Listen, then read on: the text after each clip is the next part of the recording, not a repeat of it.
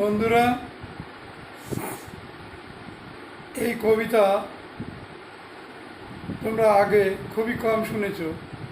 দু একজন কবি হয়তো এরকম বলতে সক্ষম, বা বলেছে কি না আদৌ আমি বলতে পারবো না। সন্ধ্যার বন্দনা।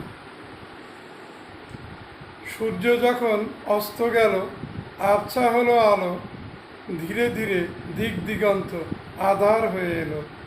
মাঠের কিষান ঘরে এলো, রাখাল এলো ফিরে, ঘরের বধূ আলোগুলো জ্বালছে ধীরে ধীরে।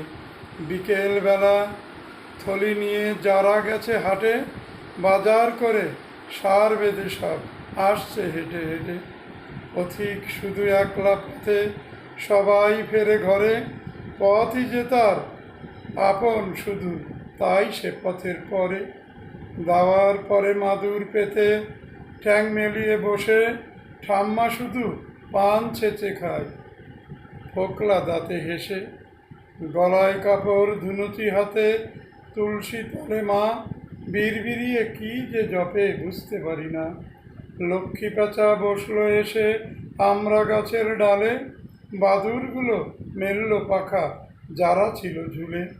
সূর্য ডোবার পরের আলো ওই যে নিভে যায়, রাখাল বাঁশি উঠল বেজে আধার মাখা গায়।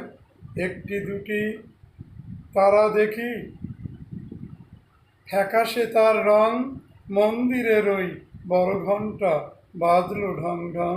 প্রদীপ জেলে তুলসী তলায় মা গিয়েছে ঘরে, দিনের শেষে সন্ধ্যা বোধ হয় এলো চুপি সারে।